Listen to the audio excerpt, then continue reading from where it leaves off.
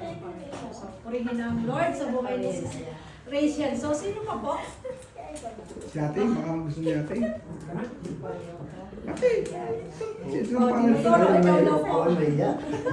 Ako hindi rin ako nahihiya. Oh, this is the Praise Pahiya na kayo kapatid na. Talaga po, yung Lord talaga. Silang praise God po. Amen. Hallelujah.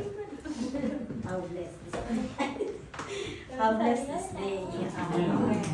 Nice to meet you. Pastor. Nice to meet you po.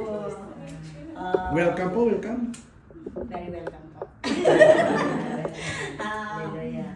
Small, but maybe sometimes creative. Feel confidence. I thank God for this day na nandito ako ngayon. Wala sana ako dito eh. Kasi nasa employed ako noon. Pero if God has a will or plan, hindi mo talaga siya makukontrol. Yes. I feel the Spirit of God since I go abroad. Kasi noon, sakitin ako. I am not really expecting na makakapag-abroad ako. But thanks God pa din. Hallelujah. Yun, yung mga magagandang nagawa niya sa akin, salamat. Amen. Lagi kong pinagpapasalamat yun, number 1. Tapos number 2, yung help ko para sa mga anak ko. Amen. Para sa family ko, mother, father ko, wala na din. So, very strong pa din ako ngayon kasi I'm a solo parent of 5.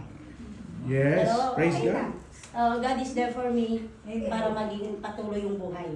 Amen. Hindi yung nadapa ka na o ninakawang ka na, hindi yun yung purpose. Kasi there's a purpose for everything. Amen. Yes. I know that. Isa akong INC. Oh, But, hallelujah. Welcome po, welcome. After how many years they equip, yung mga anak ko they equip with ministry. I have a cousin with Master Chaplain Ministry and then I have 3 cousins being a pastor. They equip me always. Hindi ko rin kayang tanggapin sila noon. Because ako, dato na ako ng INC.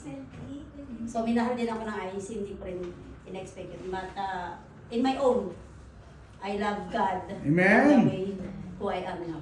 Yes. Praise God. Tapos, ano siya, yun yung nagbigay sa akin ng strength. Mahihayin ako nung araw. Hallelujah. Sa lahat ng bagay, mahihayin ako. Pero God lift me up. Amen. Kasi lahat ng mga taong mataas na kaya ko na silang harapin. Yes. Ganun. Pero I don't like to involve in the politics. That's ayoko din. Kasi anino mo lang, hindi mo nakikita doon. Amen. But God is there for me. Yes. Hindi ko rin nasahan na makarating ako dito, na nakatayo ako.